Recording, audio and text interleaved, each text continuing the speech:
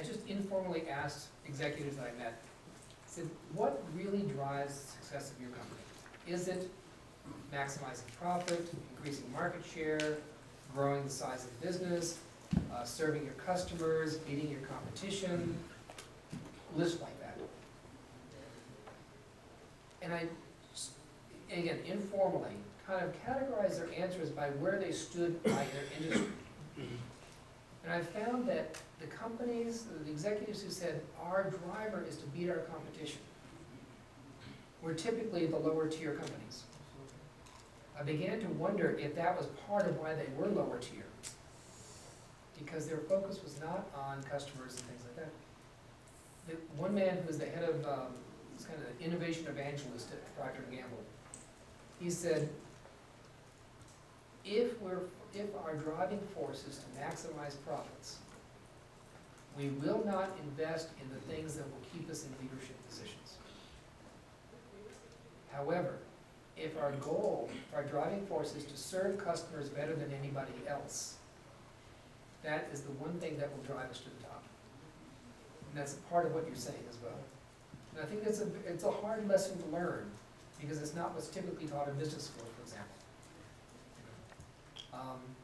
I'll mention one more thing, and then I'll move on. We look at where we've come to in business these days, and you go back, you've heard about the invisible hand, Adam Smith. Mm-hmm. Adam Smith was a Scottish economist who wrote The Wealth of Nations. In that, he only used the phrase, the invisible hand, one time, by the way. And what he was talking about was that in society, if people focus on their own economic interests, their own shop, their own job, whatever it is, and they do that the best they can, there will somehow accrue a social benefit as if guided by an invisible hand. Now, think of the wisdom of that for a moment. If every one of you here who has children, and you focus on raising your children to be as upstanding and ethical as they can be, it will accumulate into an ethical society. So there is a truth to that maxim. But Adam Smith said something else, and this is what's been neglected or forgotten.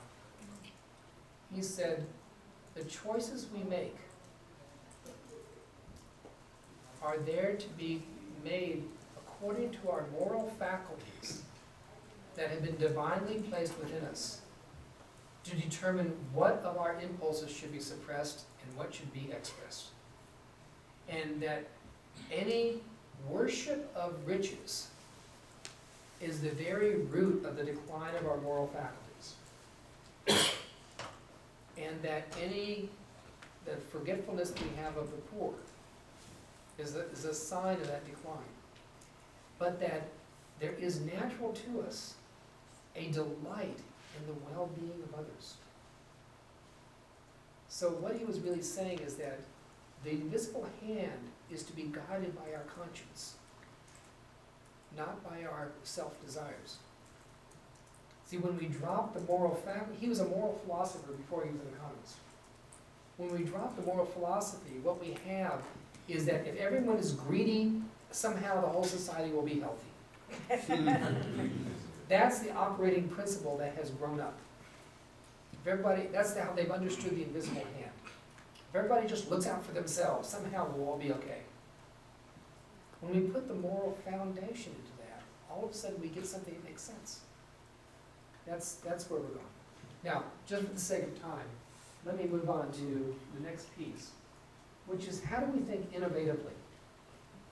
And what I'd like to do is I'm going to show you, this is the piece of software that my company is developing, which is basically like an innovation PC. This is, it contains all that we teach around building competencies for innovation, a workspace for actually doing your innovative work, a place where you can start collecting people together to collaborate on working innovatively and so on. And I'd like to show you a specific piece on innovative thinking. Actually, I'm going to come into one of the exercises that we have. So this is based on research I began at SRI. in which there are 4 different ways you can think innovatively. The first is we call the visioning style, where you try to imagine an ideal future, long term, and place yourself into that future and see what would that be like. You know, this is what we call sometimes the dreamers, but it's also someone who concretely sees what they want, where they want to end up in, say, 3 years or something like that.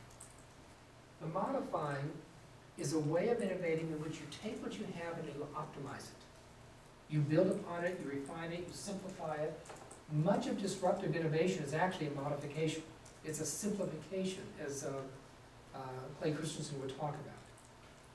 You know, so you're actually building upon and simplifying and refining what you've already done. Experimenting is when you take different pieces and put them together in a novel way. So just for example, if I was designing a leadership course, if I was to do visioning, I'd say, well, gee, if I could do anything I wanted, I'm going to take these leaders down the Zambezi River and go past the hippos and the lions and the crocodiles and do a team building. That's what I'd love to do. If I was doing modifying, I'd say, now, given the course that I taught last year, here's some improvements and refinements I can make to that course. If I was doing experimenting, I'd say, you know, I read about a course they did at Southwest Airlines and something else they did at Stanford Business School and something that I did with my family. And what if I took those 3 and combined the best pieces of all that into how we form good teams? So that's a combining activity. The exploring likes to challenge assumptions and just discover what is radically new. So in my leadership program, I might challenge the assumption that it's even up to me to set the curriculum and just say, why not just get a bunch of leaders together and let them lead? Let them lead how to teach leadership. So each of those styles of thinking is importantly different.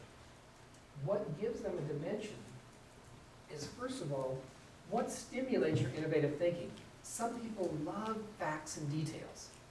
Give me that market penetration survey. Give me the details of the demographics. That gets my innovative thinking going. Other people like more intuition, insights, analogies. You know, you say, gee, the situation we're facing right now is kind of like an elephant, a tiger, and a hippopotamus in the same room. Okay, what does that mean? But all of a sudden that stimulates the way that people start thinking innovatively. The other part is, how do you approach innovation? Are you more focused or are you more broad? Are you more well-planned or are you more learning-oriented? So for example, the visioning style is very focused into a future, but that's driven more by intuition of what's possible.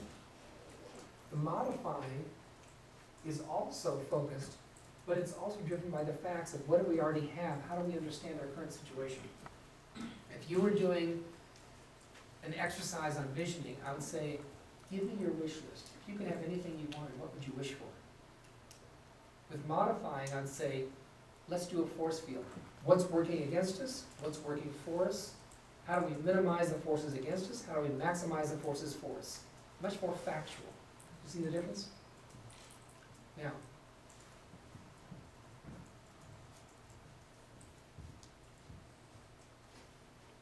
what you can do is you can actually see that each person has a mixture of all 4 of these ways of thinking that we can actually measure.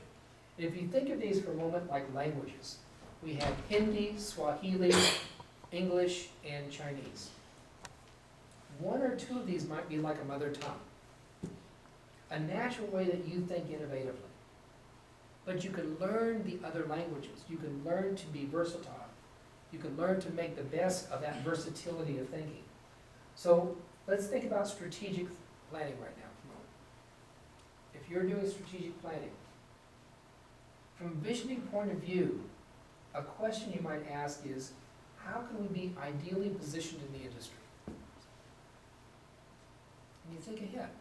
What would be the ideal place that we would be in? What's the strategy to get us there? Modifying would ask a question like, how do we build upon our core competencies? So we say, what are those core competencies and how do we amplify them? How do we optimize them? How do we build upon them? Experimenting would ask the question, how do we leverage different partnerships, different synergies within the organization? How do we work across the white spaces of the company? you start looking at combinations of resources. Exploring, we ask the question, how can we change the game itself? How can we actually change the nature of the competition we're in? Now you can see from those 4 questions that every question is a legitimate strategic question. And what we're teaching here is that as you think through those 4 kinds of questions, you don't want to miss any. You don't want to use only Chinese and Swahili. You don't want to use just visioning and modifying. It would be like setting out a buffet in which you only had drinks and desserts, but where's the rice and where's the entrees? So as you can look at the versatility of using all 4, that's where you start getting the best. Now, I'm going to take you to an exercise where, as we apply this, we're going to apply it to, we can apply this to a whole list of things, whether it's leadership, marketing, product development, customer fulfillment. And I'm going to do one for business growth. And this is based on, we only fit 6 of the factors on here that we talked about earlier. But if you had principles, people, product, process, planet, prosperity, using the visioning style, what would be your ideal business model? If you could do anything you wanted in all 6 of those realms, or all 8, as we would make this bigger, what would be the principles that would be part of your ideal vision? What would be the people relationship? What would be the product? And so on. Now, we do the same thing with modifying. How do you build upon models that you know about? How would you refine those models? How would you take things that you've seen from other companies and build upon that in some way? Okay? How would you refine it? How would you simplify what they've done or what you've done before? Exploring. Where would you challenge some assumptions? What's a completely different way of thinking about your process? The shelf life of lettuce. What's a completely different way that no one's ever thought about in terms of thinking about your prosperity or your financial flow model? And so on. With experimenting, what can you combine in terms of ways you treat people? What can you combine to develop your product? Are you using off-the-shelf different pieces and components? Are your processes flexible manufacturing where you can redesign the components very quickly, and so on? So what we're really getting to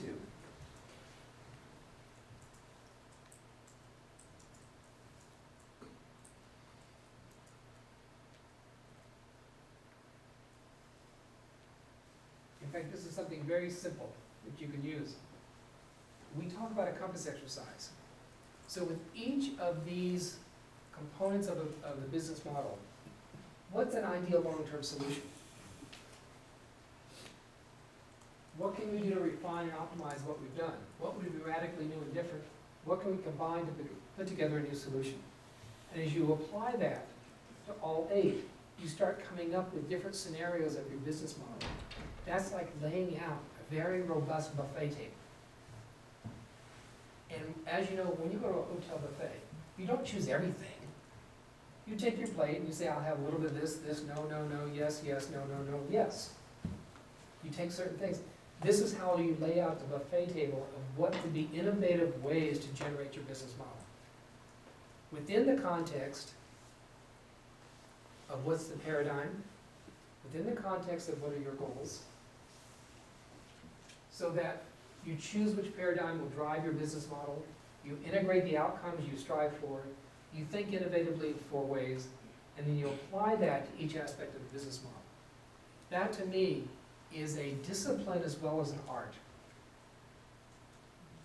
See, there's something about discipline I want to just say. Discipline for a lot of people in the field of innovation is a no-no. Oh, discipline will squash innovation. It's really quite the opposite. If you think about a tennis player, a dancer, a musician, how many hours, days, months, years do they have to practice the basics? Even Wimbledon tennis players have a coach to take them to the next level Even Tiger Woods has a coach, taking it to the next level. There's a discipline that allows people the freedom to perform at levels no one else can even dream of. So discipline done well gives you freedom. Now the art is how you bring people into the picture. You know, so often we've heard about organizational change or other kinds of things. They say, gee, this would be a perfect way to go if it just didn't have to involve people. And that's the art. The art is how do we bring people into this whole process. And that's where that character comes in, where what's the container that can hold the diversity, that can hold the different perspectives, that can bring together paradoxes, where you don't try to compromise, but you try to find the third part of the triangle. That is what this creative and innovative process actually gets you.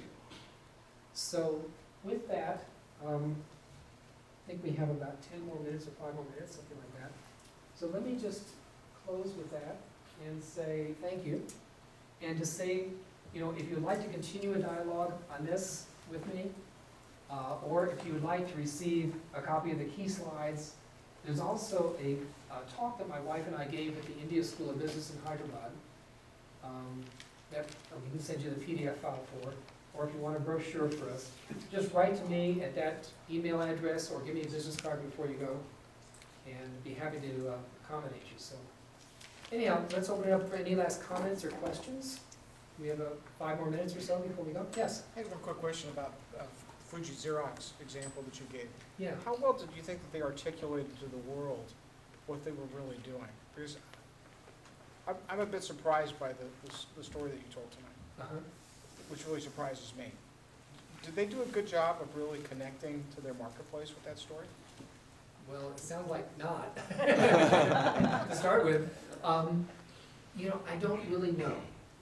You know, I read about this, I wasn't actually observing it. It may have been done something that they focused more on certain territories for. I really don't know the answer to that. But, you know, the bigger question that comes up is, when you have a target market, what is it that they're going to respond to as an important message? You know, there are more people now who are voting with their pocketbook for companies that have social responsibility, for companies that are reflecting more of a holistic context, if you will. And they're saying, given the choice, I'll invest, I'll give my business to them versus somebody else. And so part of it is knowing the nature of your audience too. I just think that their financial performance during that period of reinvention wasn't all that stellar, and perhaps they didn't communicate well what their underlying values were, what they were trying to achieve. And it could have been also that whatever they communicated may not have gotten over the hump that, what do you mean you're putting used parts on my machine? You know, people didn't quite understand the value of what they were getting, and they saw only a detriment. Not quite sure. Yes? This whole talk of business model innovation, but there were a few things that we say. The startups try to figure out a business model, and they innovate out of the necessity to survive. What about big corporations? If things are working well, when do you see the shift in innovations happening? Why do they need to change business models? If everything is working, why fix it? So what is your thought process on, you've spoken so much about innovation, when and why? I'll tell you a story. Back in the 90s, when Bob Galvin was still the chairman emeritus or chairman of Motorola, I was teaching over a couple of years in their vice president institute. And this is where Motorola brought 30 to 35 vice presidents from all around the world for a 5-day get-together. And I taught typically 1 day on innovation. And 2 parts of that came up. One was one vice president during Q&A asked Bob Galvin, what keeps you up at night? What keeps you awake? And he had one answer. The fear of arrogance. Fear of? Arrogance. I see. My fear that our doing well is going to cause us to be so arrogant that we don't do the things that keep us on top. And we did an exercise time and again with this group that actually had a realisticness to it at the time. Given their growth projections, let's say 15% compounded growth, they projected they could become $1 trillion corporation in a few decades. So the issue we had them work on from an innovative standpoint is, how would you even begin to manage $1 trillion corporation? They were 20 billion at the time. So it was a magnitude quantum leap. And just wrap their minds around it. That's the kind of thinking that starts getting a corporation to change their business model proactively. Where are we going and how do we have to do it? Give you another example. I was working with Pizza Hut. And Pizza Hut at one point presented this problem to their people. They said, we started with a model in which one person would manage 2 or 3 Pizza Hut operations. We're expanding that so that one person can manage 10. But that's about the limit. We need to get to the point where one person can manage 20. There's no way that's going to be a modification of what we do. So they proactively started seeing what they needed growth-wise and started getting people to work on what's a completely different business model or management model in that case. So that's part of what you do, is you have to see people to move themselves out of comfort zone and see a certain urgency to it. That's probably one of the biggest obstacles to a culture for innovation, is the lack of urgency. Good question. Somebody else? One more. Yes. The innovative business model originally created from the Western world. How do you see the Asian culture will take it, where they are, how they will progress? Let me answer that in 2 ways. One is a personal conviction that my wife and I share, that I'd like to share with you. It has to do with India.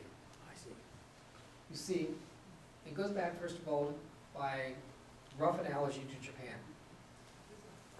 If you remember, 1950s, made in Japan meant junk. Junk, yep. Okay? Now, they certainly had invented the Jap Zero airplane, they were good engineers, but things were considered to be pretty shoddy. What happened between 1950 and 1975 and 80? When the world started knocking on the door saying, how can you teach us how to do what you do? Okay, there was a transformation. It wasn't just because Deming and Durand and Crosby and Ishikawa started teaching people stuff. There was something in the culture of Japan that allowed those seeds to be planted, that created quality circles, that created their quality methodologies and disciplines. There was something in that culture that was ripe for creating a culture of quality, once they had the right stuff. Fast forward to today in India. India today is more known for, I forget, it's the chairman of, or the president of Mindtree, I think, said we're known more for the rock than the sculpture. We're known more for innovating the background stuff, but not the lead innovations. Okay. And India is often known for the corruption that goes on in the business that probably eats away about 2% of GDP, is the estimates that I've heard. And yet, to me, I've lived there now for 13 years. I've been visiting India since 1982. If you scratch the surface, there's an extremely rich culture. And in fact, I wrote an article once, I said, it's as if India is importing silver while sitting on their own gold. Yeah. You know, the silver is Western management techniques. But there is something embedded in the India culture about how to manage and how to organize and how to be innovative. It's extremely rich, and it's thousands of years old. But it has not been mined. So for my wife and I, sitting in 2 cultures, we see that what we call whole innovation, not just value-centered, but we call it whole innovation, whole principles, whole planet, whole people, whole prosperity, is something that India could become the next Japan. And since the world starts coming to you to say, how are you doing innovation? could take 20 years. But you've got the cultural bed, much like Japan had the cultural bed, to overcome all the stuff that's in the way. They had to overcome the junk mentality. You have to overcome the corruptions and the other things. Yeah, well, let us be But fair. that's an honest appraisal of what we see. Well, let us be fair. Daming and the American culture has helped Lord Japan from 45 onward. Without this, they couldn't have come up that far, that quick. So look, the South Korea, same way. So we have acted as a catalyst, particularly the Silicon Valley. Lot of things which we are sitting right here, last 40-year microelectronics revolution, we created. Now where it is? Where is the computer factory? All in Asia. And see, what's the possibility right now, going back to your question, is that because of the global economy, because of the way we're so cross-cultural in our economic practices, there is a promise for Asia, whether it's China or India or others, to be a world leader in a different way of managing and a different way of leading that is potentially more holistic and more whole than what we typically see coming out of the West. That is that may be a 25-year journey, but that is actually why we say in my company, at VCI, we say we're a mission with a business.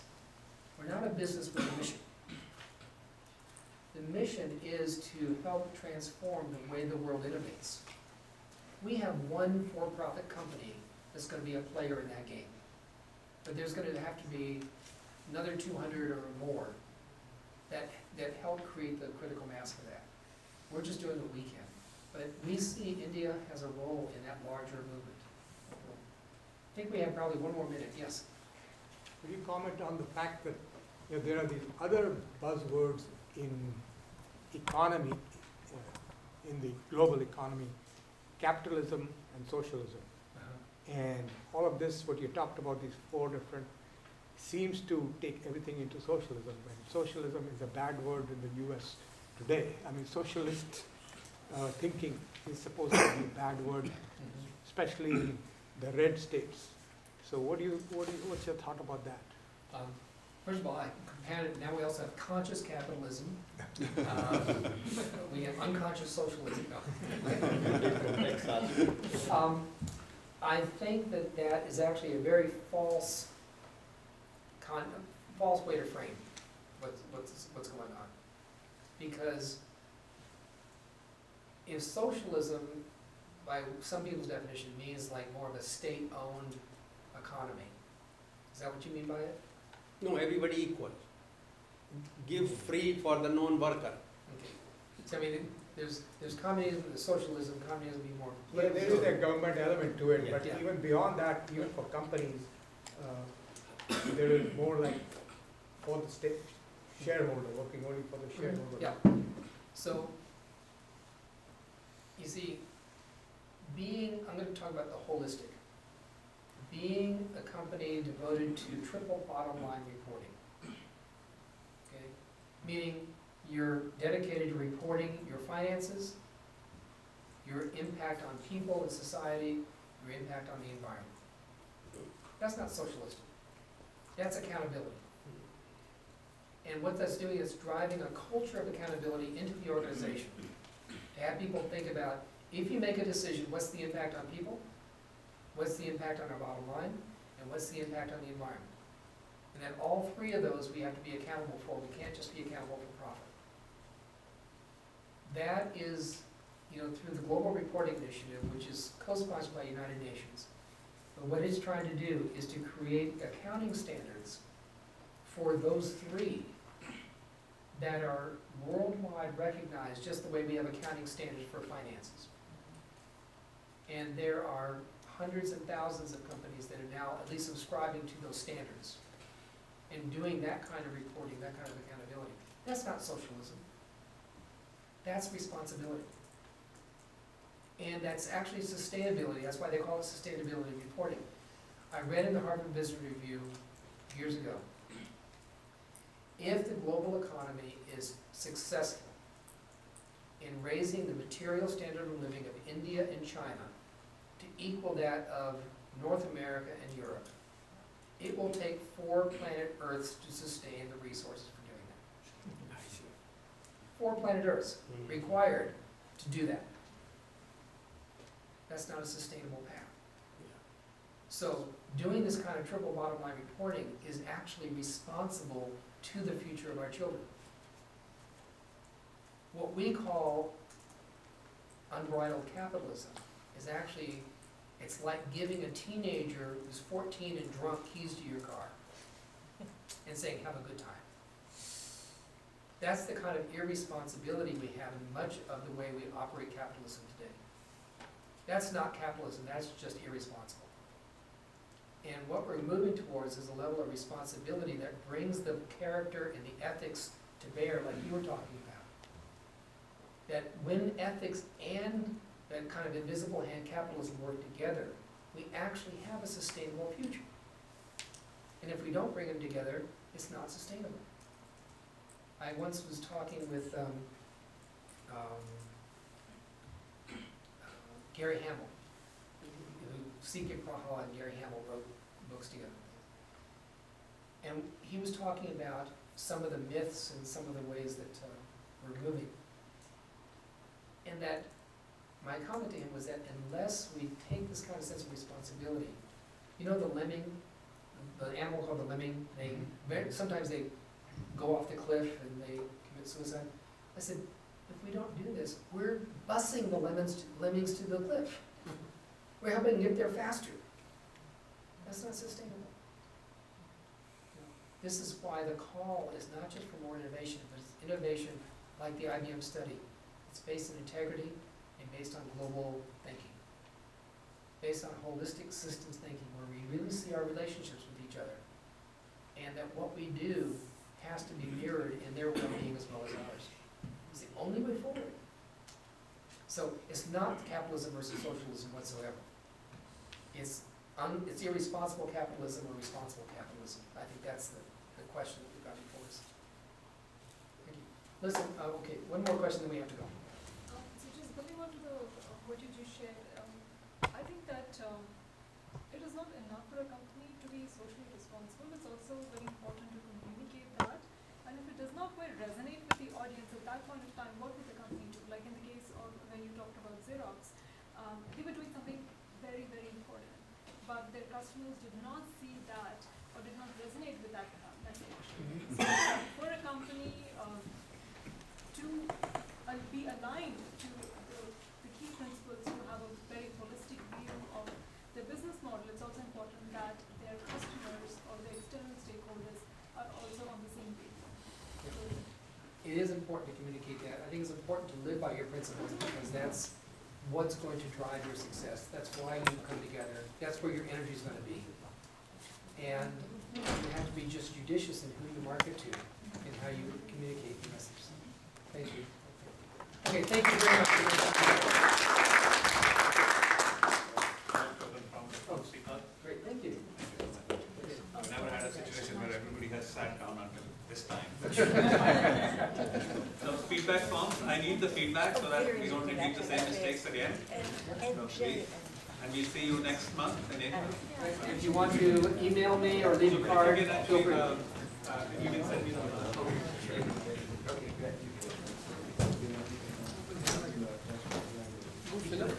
Yes. I can connect it.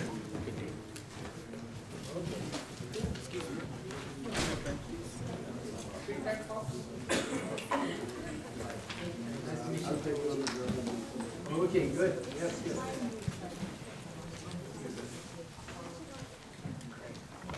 Very well.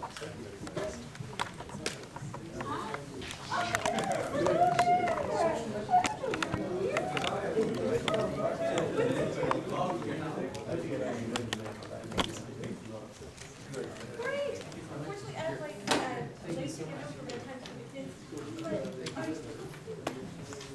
excited. Life's good. Thanks.